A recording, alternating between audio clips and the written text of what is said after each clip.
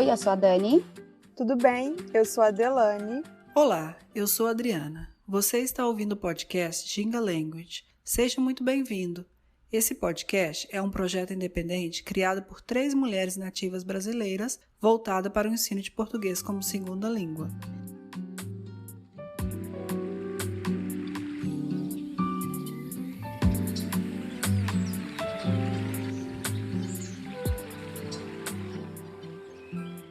Olá, Fabrício, tudo bem?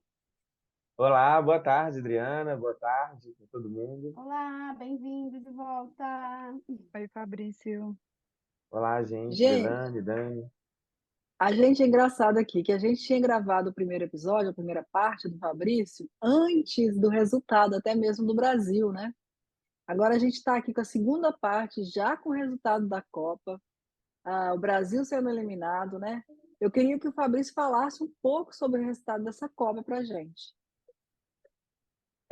Então, Adriana, essa Copa que foi uma Copa muito contestada pela questão dos direitos humanos, até a própria forma com que o Catar foi escolhido para sediar essa Copa de 2002, acabou que ela teve uma final super emocionante. Duas grandes seleções que, na minha opinião, fez jus a uma final de Copa do Mundo. Não é comum a gente ter finais de Copa do Mundo com tantos gols, com tanta emoção. A Argentina começou vencendo o jogo com 2-0, dominou o primeiro tempo, dominou uma boa parte do segundo tempo. E aí, quando nós chegamos ali nos 78 minutos, ali faltando 12 minutos para terminar o jogo, ali no segundo tempo, eis que a França consegue ali no intervalo de 3 minutos fazer 2 gols e levar esse jogo para a prorrogação, né? E a prorrogação ainda estava reservando momentos ali de bastante emoção, com o gol do Messi, o uso da tecnologia num momento ali tão determinante como foi aquele gol da Argentina na prorrogação, e o gol da França também, que levou essa partida para a prorrogação, para os pênaltis. Então, essa final de Copa do Mundo certamente vai estar entre as grandes finais de Copa do Mundo da história, sem sombra de dúvida. Foi muito emocionante, fez justiça ao maior jogador do mundo, agora é incontestável, né? O maior jogador do mundo dessa geração, da nossa geração, que teve tanta rivalidade entre Cristiano Ronaldo e Messi. O Messi sai, se é que houve uma competição entre os dois, o Messi sai divinizado, vamos assim dizer, entre aspas, né? Dessa Copa do Mundo. Pois é, com esse resultado da Argentina, né? A gente quer saber qual que é a importância da Argentina para o futebol agora sul-americano. Então, no primeiro episódio, nós falamos sobre o liberalismo econômico, que acabou derrubando algumas barreiras para que jogadores de futebol de países em desenvolvimento tivessem mais facilidade para jogar no futebol europeu. Então, de certa forma, isso facilitou o encontro de grandes jogadores no mundo ali do futebol europeu, mas, por outro lado, a América do Sul ela acaba perdendo ali as suas maiores estrelas para o futebol europeu. Então, a América do Sul, que hoje é praticamente uma produtora de matéria-prima do futebol, ainda consegue revelar muitos grandes jogadores. Inclusive, a Copa da Argentina essa vitória da Argentina na Copa do Mundo é uma amostra de que a América do Sul ainda produz muitos jogadores de muita qualidade, e esses jogadores acabam indo muito cedo para a Europa. Então, de certa forma, jogar luz para a América do Sul de uma maneira global, mostrar o futebol sul-americano, chamar a atenção do futebol para a América do Sul, para a Copa Libertadores, para a Sul-Americana e para o futebol sul-americano, isso aí, sem sombra de dúvida, é fundamental. Já fazia 20 anos que a América do Sul não ganhava uma Copa, desde que essas barreiras aí para transferências de jogadores para a Europa foi facilitado. a América do Sul vem conquistando menos Copas do Mundo. Então, isso aí foi muito importante. A última vez que a América do Sul ganhou uma Copa do Mundo foi em 2002, quando o Brasil ganhou. E a última vez que a Argentina foi campeã do mundo foi em 1986, né? Então, lá se vão 36 anos, né? Agora você, como brasileiro, amante do futebol também, fala com a gente sobre essa rivalidade entre Argentina e Brasil. Ela existe? Como é que ela acontece? Como é que ficou o coração na hora de torcer, né? Porque se tem essa rivalidade, como é que a gente passa para torcer? É. A rivalidade ela dá um tempero gostoso para o esporte, para o futebol, né? Principalmente quando ela é bem dosada. Então, quando nós observamos rivalidades entre clubes de futebol, a gente percebe que essas rivalidades elas são muito mais acirradas. Aqui na América do Sul existe uma rivalidade muito grande, mas por outro lado existe a admiração. Então é inegável que brasileiros admiram o futebol do Diego Maradona, além de outros jogadores argentinos que não foram campeões do mundo, como Canidia, como o Tevez e Ortega e outros grandes jogadores da Argentina, porque eram jogadores que encantavam. E muitas vezes esses jogadores não foram campeões do mundo por alguns detalhes, porque o futebol reserva detalhes, né?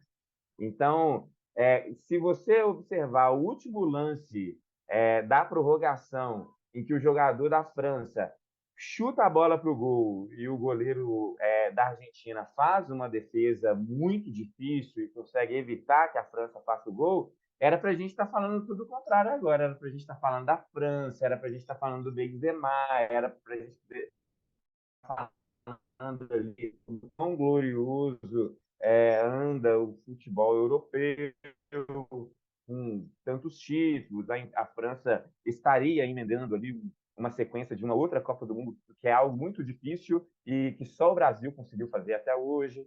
Então,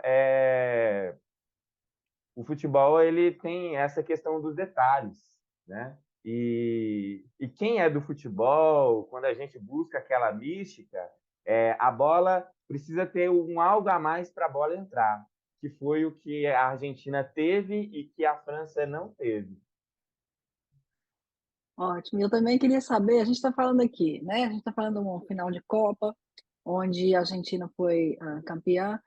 E eu escutei muito nessa Copa que fulano não vai jogar mais, essa é a última Copa dessa pessoa, né?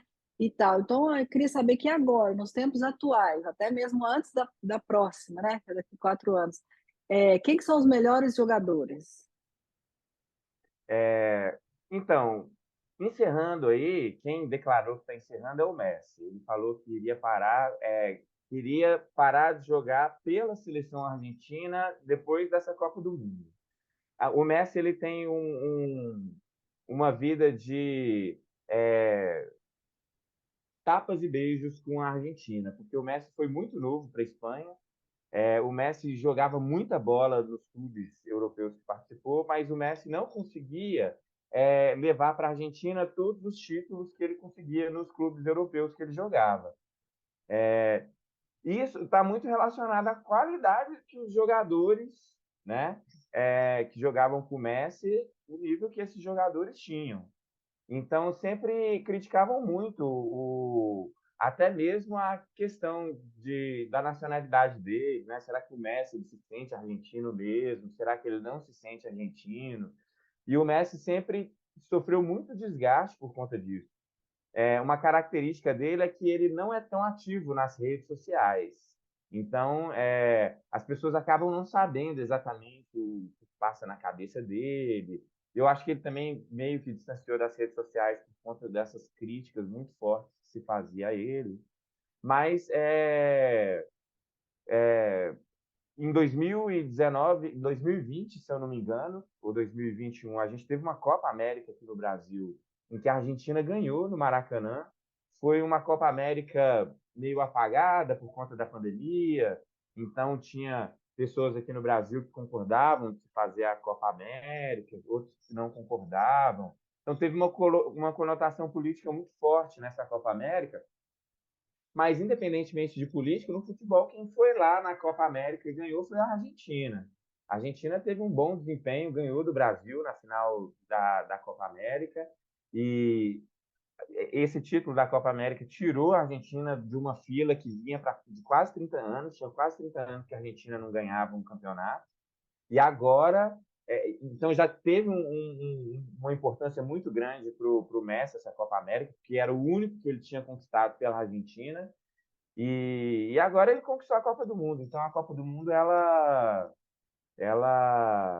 de certa forma, dá um fechamento muito bonito para esse para o Messi, né?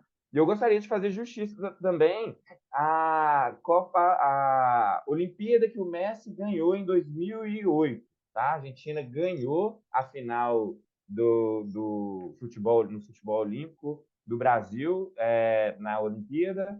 E só que as Olimpíadas não conta como campeonatos oficiais pela FIFA.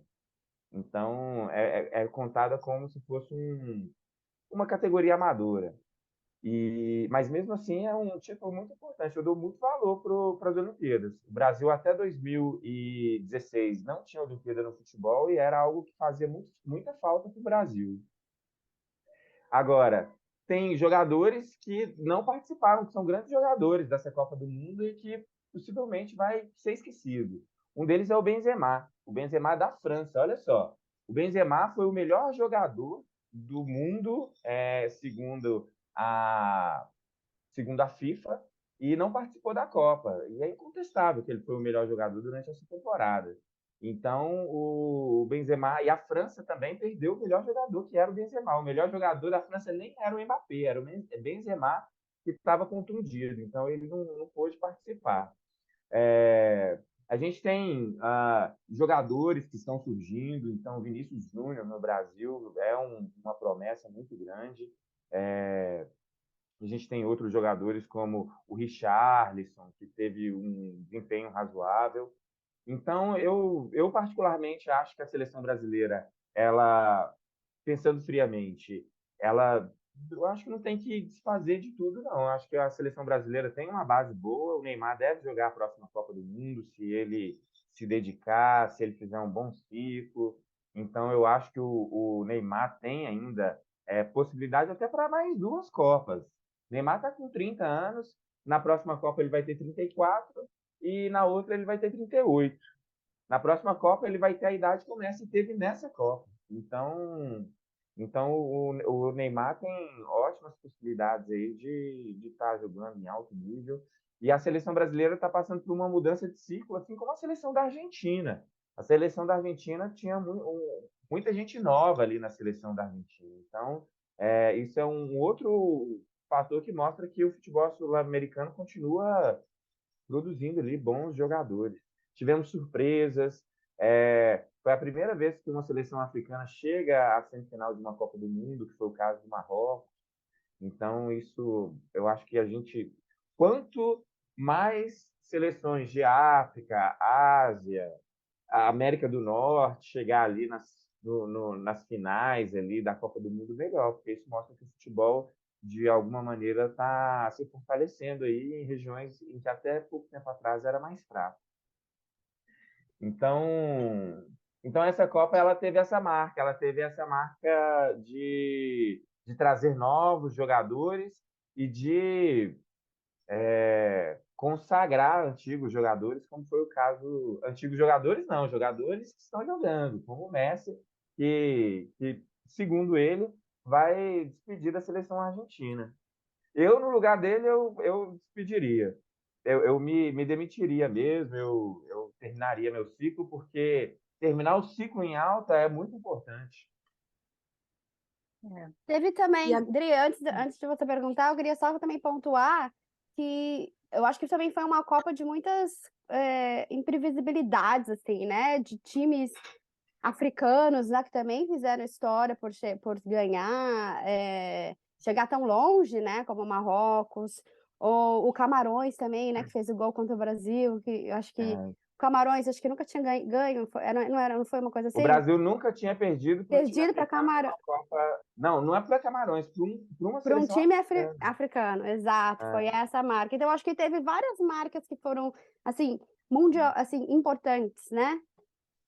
Se a gente for pensar para o futebol, foi muito importante esses resultados, porque mostra que o futebol ele vem se fortalecendo.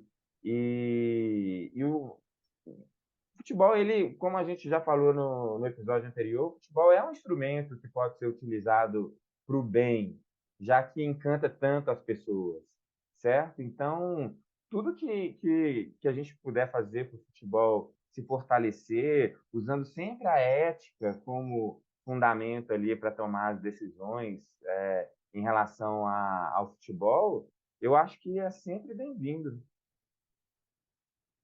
E outra coisa interessante que o futebol, a Copa do Mundo traz, é a visibilidade para o país onde está sediando, né? E aí eu queria saber, o que você pode contar para a gente, especificamente desse lugar que foi a Copa desse ano. O que você pode falar sobre as questões polêmicas, né, que o mundo discutiu sobre a xenofobia e tudo mais que acontece lá? Olha, no mundo nós temos muitas culturas diferentes. Então, antes de mais nada, é importante a gente lembrar que nós precisamos entender que tem países que têm regras diferentes, países que têm princípios diferentes, e respeitar essas diferenças, elas são importantes para a gente poder viver num mundo sem conflitos, ou com a menor quantidade de conflitos possível. Mas existem, ao meu ver, devem existir alguns limites em relação à tolerância com os direitos, em relação aos direitos das mulheres, o direito das mulheres poderem se vestir como elas desejam, das mulheres poderem dirigir seus carros como elas quiserem, quando elas quiserem, o direito das mulheres poder viajar sem necessariamente que o marido autorize a viagem dessa mulher. Então, é, um, o futebol ele precisa passar essa ideia de que ele é um esporte que acolhe, um esporte que ele aceita as pessoas dos mais diferentes, das diferentes culturas possíveis. Só que a gente sabe que o Catar é um país em que os direitos humanos eles não são preservados. Então, um esporte e um evento que chama tanta atenção do mundo acaba pegando mal para a própria FIFA, inclusive a forma com que essa Copa caiu nas mãos do Catar. Foi uma eleição muito corrupta. Existem provas de que houve compra de votos das associações de futebol mundo afora. Os Estados Unidos fez uma investigação durante esse processo, lembrando que os Estados Unidos era um dos países que estavam concorrendo a essa Copa de 2022. E o que ficou parecendo é que os Estados Unidos tinham essa carta na manga. Se os Estados Unidos não ganhassem a essa eleição para sediar essa Copa do Mundo, os Estados Unidos iam mostrar como é que a escolha foi feita. E foi dito e feito. O FBI conseguiu documentos, o FBI conseguiu imagens, o FBI conseguiu ali acabar com praticamente toda aquela cúpula superior da FIFA, Joseph Blatter. Então, por outro lado, então assim, os Estados Unidos ele foi um país que tinha muito interesse de sediar essa Copa do Mundo e acabou caindo nas mãos do Catar. Então, até a própria maneira Canadá não, perdão, com que o Catar foi escolhido para sediar essa Copa, foi uma maneira que não passou a mensagem que o futebol deve passar de união e de princípios éticos ali. Até porque a ética ela deve ser um pilar fundamental no esporte, já que proteger os resultados de influências externas é um trabalho que a FIFA ela precisa fazer cotidianamente. Então, quando a sede de um país é escolhido devido a problemas associados à corrupção, isso aí acaba despertando também questionamentos em relação a resultados de jogo, de jogos, né, de partidas. Então, já existem muitas teorias da conspiração assim relacionadas à Copa do Mundo, às Copas do Mundo. Então, proteger é, os resultados deve ser assim, fundamental, e uma boa maneira da FIFA mostrar que as decisões que são tomadas ali dentro são decisões isentas é muito importante para o sucesso do esporte.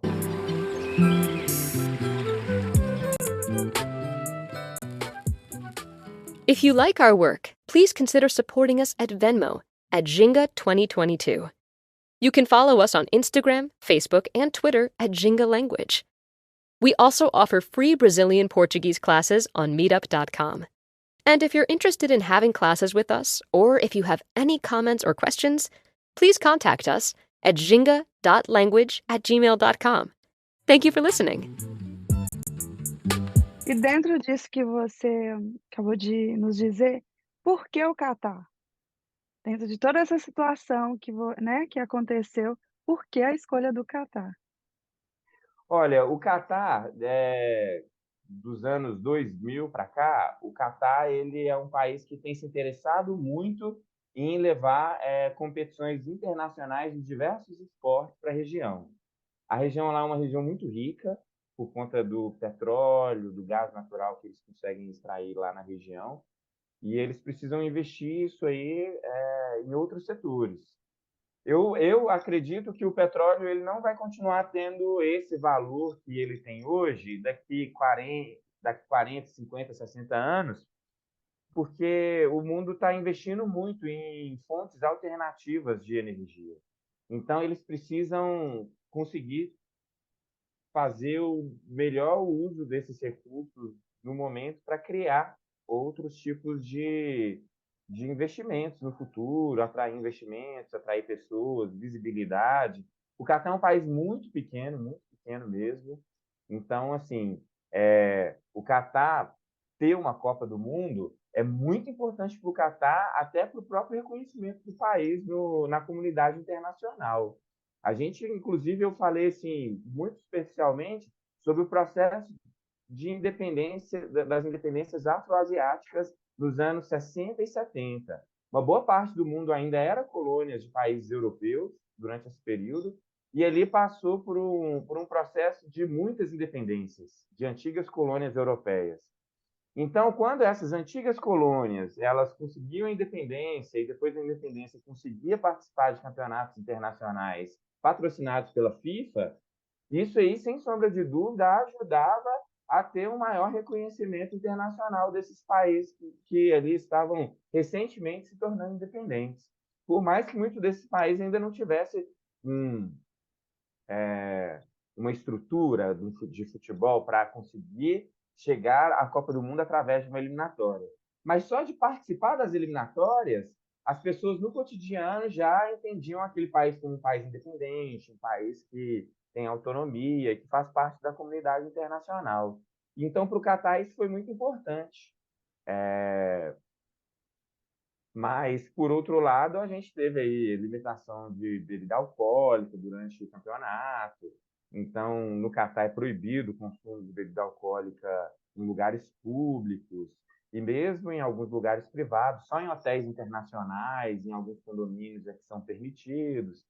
Então, tudo isso aí são questões que a gente tem que parar para pensar. Será que qual é o perfil de país que a gente precisa levar à Copa do Mundo? Um país que prende pessoas que se identificam com a comunidade LGBTQIA+?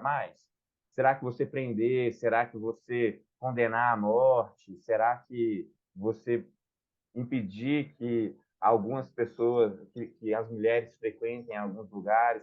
Será que essa é uma mensagem boa que o futebol está passando para o mundo? A FIFA recentemente, a última Copa do Mundo foi num país autoritário, né? Um país que é governado por um autocrata, que foi na Rússia.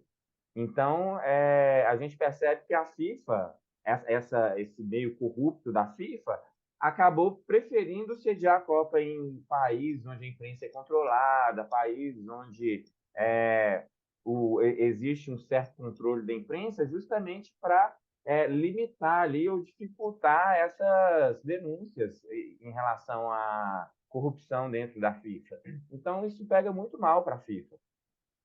Até 1970, as Copas do Mundo elas não tinham fins lucrativos, né? Foi a partir de 74 que a FIFA passa a ter esse perfil de conseguir acumular muito dinheiro.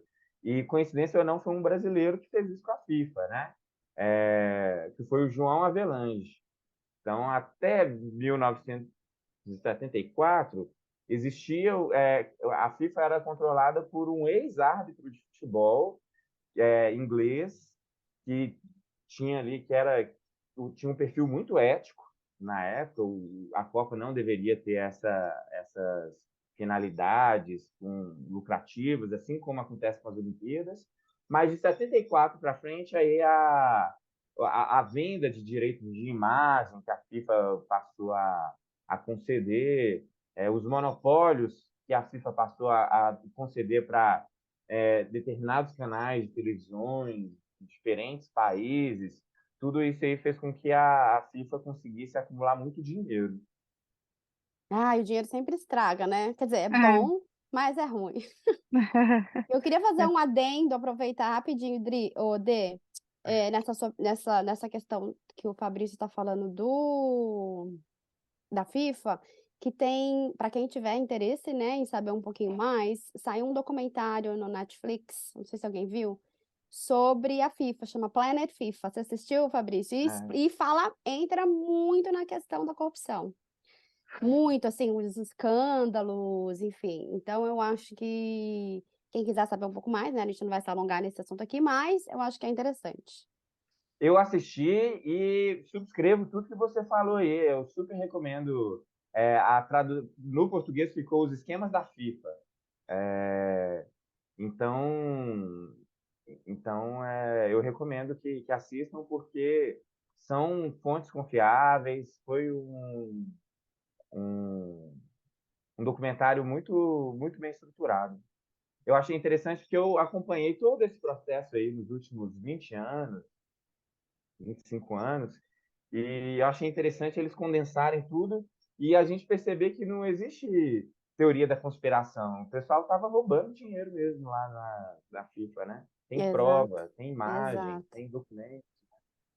Inclusive, existem dirigentes aqui no Brasil que não pode sair do Brasil, senão vai preso pela Interpol. Eita! Exatamente. O Brasil não pode extraditar brasileiros para fora. Então, um ex-presidente da CBF, por exemplo, ele não pode sair do território nacional. Se ele sair do território nacional, ele é preso. Bom, falando de Copa do Mundo de 2026, que vai ser realizado no México, Canadá e Estados Unidos. Quais são as expectativas? Olha, as expectativas são as melhores. Então, são 3 países que eu tenho assim muito respeito, porque são países que respeitam os direitos humanos, são países que amam futebol, sobretudo o México. O México é um país que eles transpiram futebol. O México vai ser o primeiro país do mundo a sediar 3 Copas do Mundo. Então, isso mostra o quanto o mexicano é envolvido no esporte. Se eu não me engano, o México vão ter 3 sedes, e a principal delas vai ser a Cidade do México, que é onde a gente tem um dos grandes templos do futebol, inclusive rivaliza com o Maracanã em relação ao templo do futebol mundial, que é o Estádio Azteca. Então, as expectativas elas são muito boas. Os Estados Unidos é um país que uma parte da população, de certa forma, não acompanha o futebol, mas a gente tem muitos imigrantes latino-americanos, a gente tem uma parte considerável da classe média norte-americana que se interessam pelo esporte, e que nenhuma Copa do Mundo se envolveria, sim. Olha, os Estados Unidos é um país de imigrantes. Pasmem, os Estados Unidos normalmente é o país que mais compra ingressos em Copa do Mundo. Então, aqui no Brasil, por exemplo, os Estados Unidos os Estados Unidos não esteve na Copa do Brasil, mas os Estados Unidos foi o segundo país que mais comprou ingressos para a Copa do Mundo, depois do Brasil. E nas outras Copas isso é comum. Então, as pessoas podem falar que os imigrantes norte-americanos compram ingresso e devem comprar ingresso mesmo para poder acompanhar os seus países de origem nas Copas do Mundo, mas o que a gente observa quando olha a torcida norte-americana nos jogos da Copa do Mundo é que é um norte-americano bem estadunidense mesmo, é um norte-americano que tem raízes americanas mesmo e que deseja que o futebol nos Estados Unidos ele cresça ainda mais.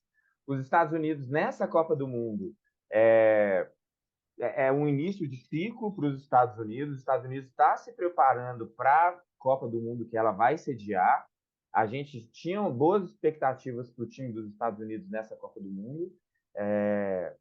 E é uma seleção nova e tudo indica que os Estados Unidos pode dar trabalho na próxima Copa do Mundo. O México, perdão, o Canadá, da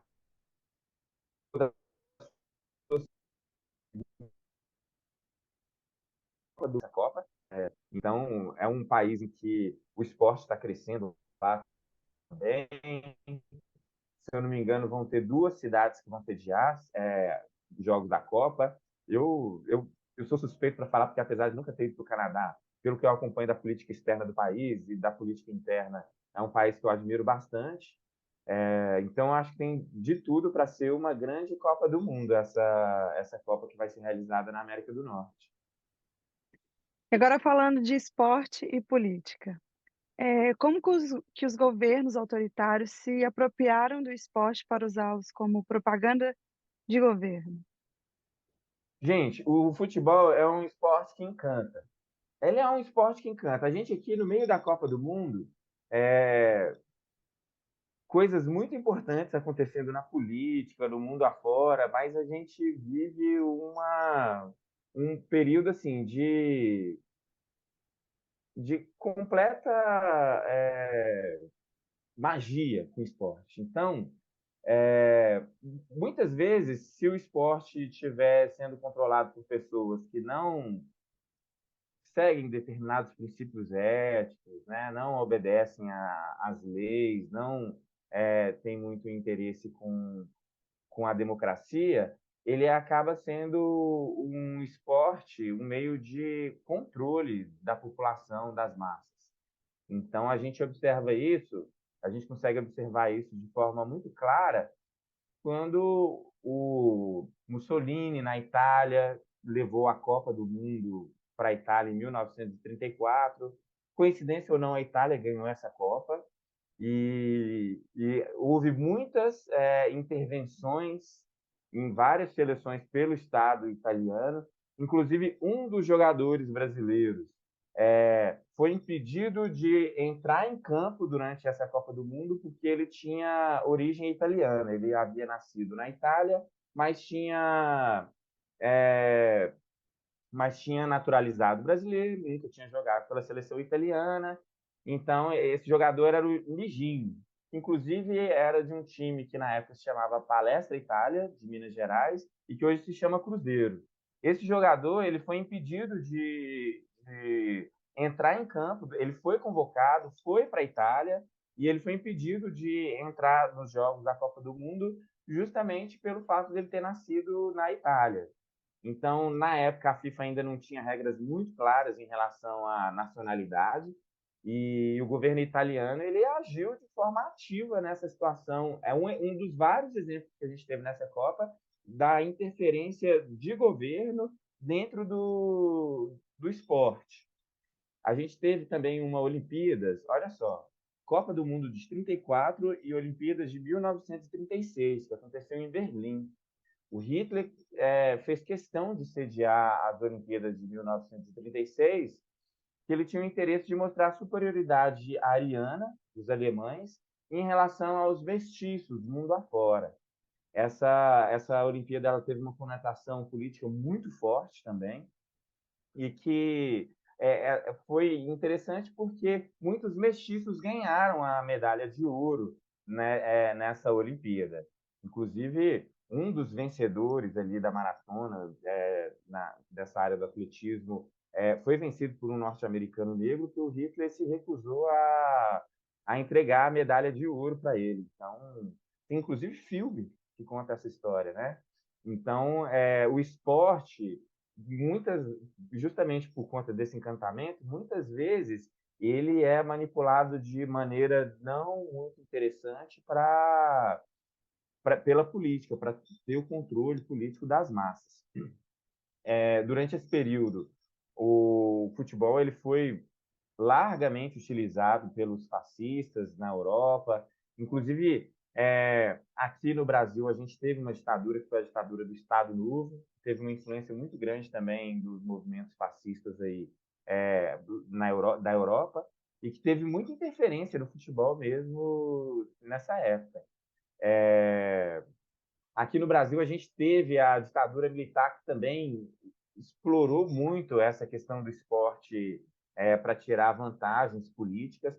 A gente viveu um período autoritário de exceção no Brasil entre 1964 e 1985. Foi um período que a gente não teve nenhuma eleição para presidente da República, foi um período em que os direitos humanos foram desconsiderados, muitos jornalistas foram perseguidos durante esse período, e que teve um forte apoio, inclusive, dos Estados Unidos durante a Guerra Fria.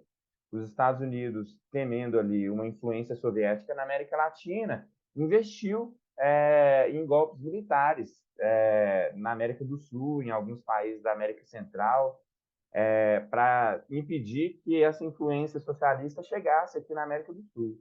Então, nós tivemos ditaduras militares bem truculentas aqui, inclusive a do Brasil foi uma delas.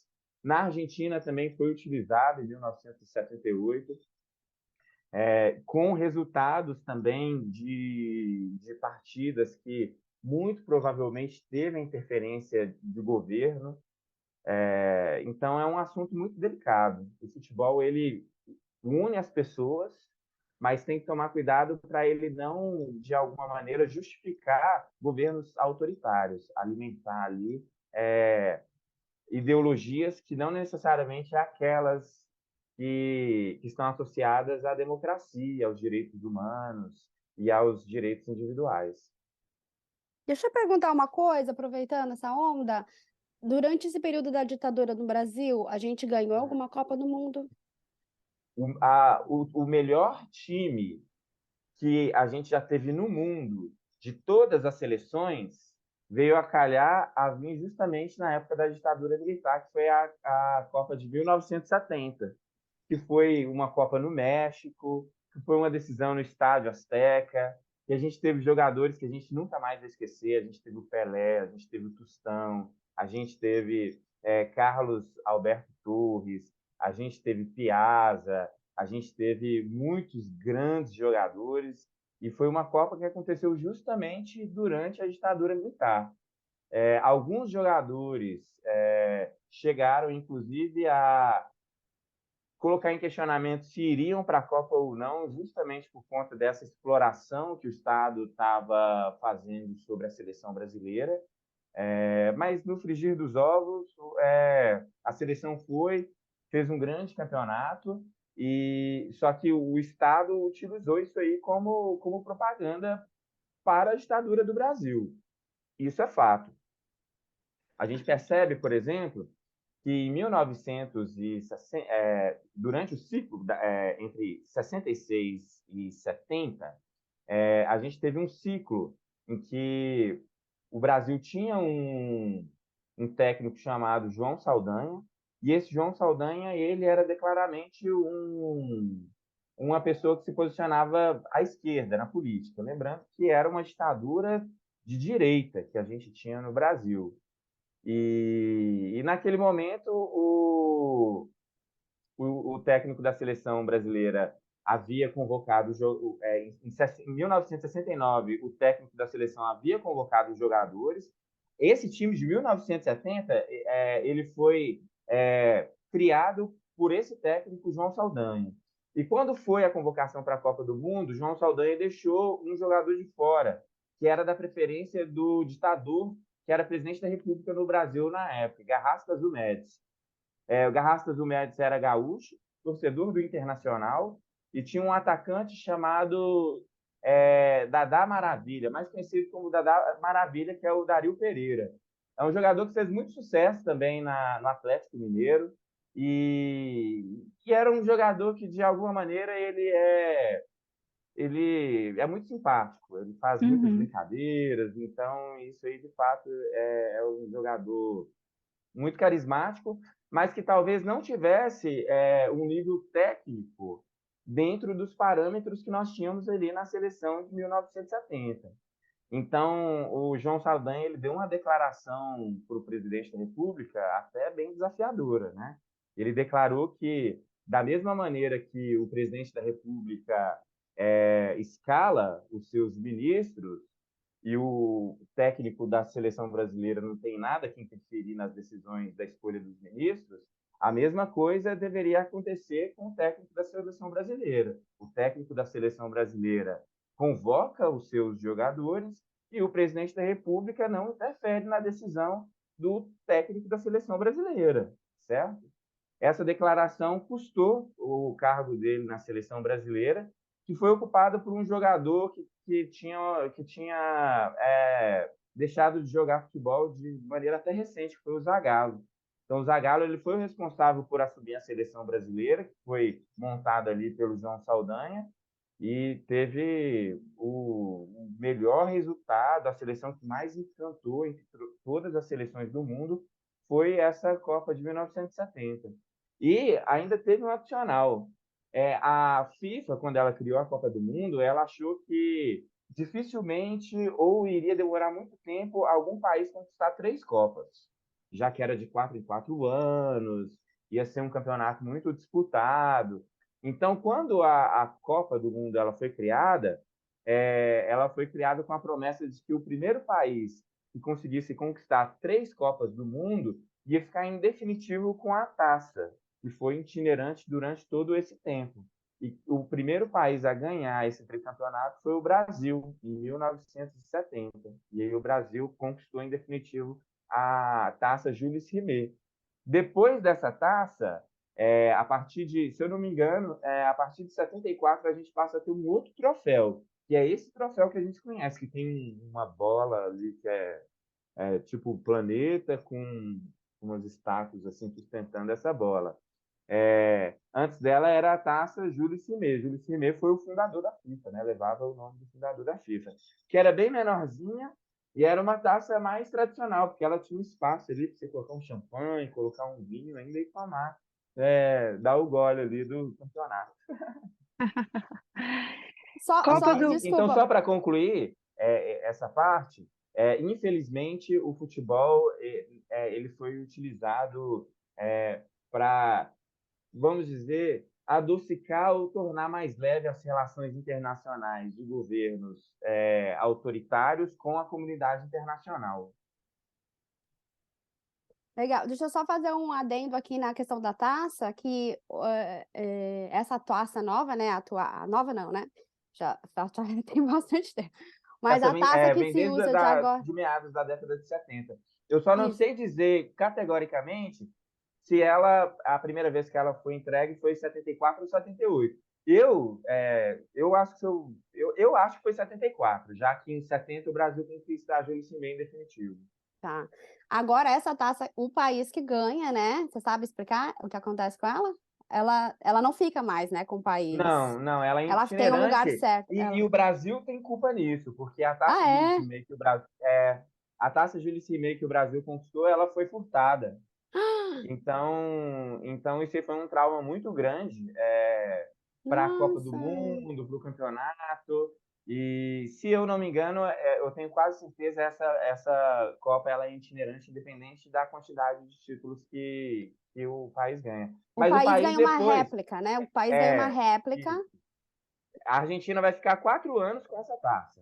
Então, ela vai poder expor a taça. A AFA que vai administrar ali os cuidados que vai ter com essa taça.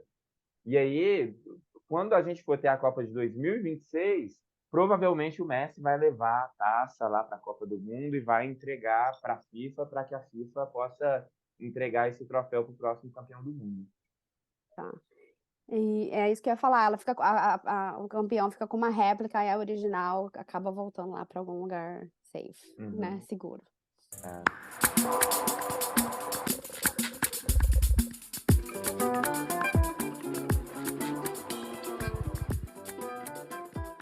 E estamos chegando ao fim deste episódio. Os links mencionados nessa entrevista estão na descrição. Agradecemos a todos os ouvintes pela companhia e pelo apoio. Se você gostou desse episódio, siga o podcast e indique aos amigos. Siga a gente também nas nossas redes sociais, @gingalanguage, porque tem muitas dicas legais por lá.